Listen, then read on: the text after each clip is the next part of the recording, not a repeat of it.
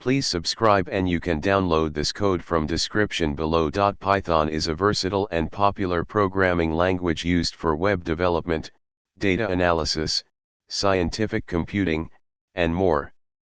It is continuously evolving, with different versions available.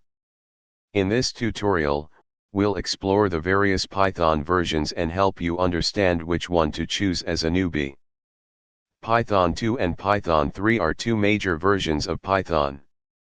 However, Python 2 reached its end of life, EOL, on January 1, 2020, which means it no longer receives updates or bug fixes from the Python community. As a newbie, it is strongly recommended to use Python 3 for all your projects. Here's how you can check your Python version. Python is usually available on most Linux distributions. To install or update Python 3, use your package manager.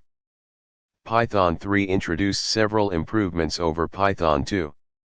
Unicode by default, Python 3 handles text as Unicode by default, making it easier to work with international characters and encoding issues. Print function, in Python 3, the print statement was replaced by the print function, making it more versatile and consistent. Integer division, in Python 3, dividing two integers with slash results in a float, which is more intuitive. Let's write a simple Python script using Python 3 to calculate the square of a number.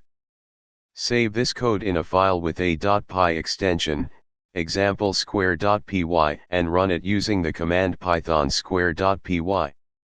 This script will prompt you to enter a number and then calculate and display its square. As a newbie, it's essential to use Python 3 for all your Python projects. Python 2 is outdated and lacks the many improvements and enhancements introduced in Python 3. By starting with Python 3, you'll be using the most up-to-date and supported version of the language, ensuring a smoother learning journey and compatibility with modern libraries and frameworks. Happy coding! ChatGPT